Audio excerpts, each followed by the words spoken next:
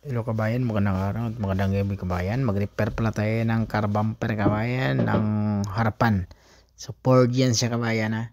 So repair natin, medyo natupi siya. So doon lang ang bangga. So tinanggal ko na lahat ng accessories dyan bago ko ni-repair. Kasi pinainitan ko siya kabayan. Tapos sabay tulak-tulak. Ganun lang naman eh. Painitan mo, sabay tulak-tulak. Sa tingin mo okay na. Hindi ka na mas maganda talaga ba yan na hindi ka na magmasilya sa bumper. So kasi pag masilyahan kasi yung bumper, pag ma-aksidente yan, kadalasan mabasag yung masilya mo. So mas maganda yan, katulad ka ba yan, walang masilya yan. So liha lang tayo, pagkatapos tulak-tulak, liha. So yan, primer na agad, walang body filler yun.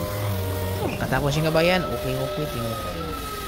Ito yung Ford kabayan ha, nga parang Jaguar siya oh. Ford, pero Ford siya, ito yung ni-repair natin. So okay yung pagka-repair, di ba? Oh, repair yan. So ganito ang style niya kabayan oh. So kailangan tanggalin mo lahat yan pag magtanggal ka ng bumper sa harapan.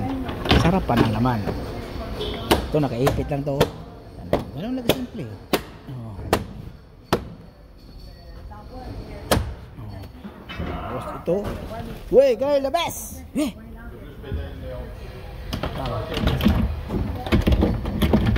Ganun lang kasimple, easy rin yung mga trabaho dito mga gamay, lalo na yung mga bagong sasakyan ngayon. Mga electric car, ito pwede electric, pwede gasolina.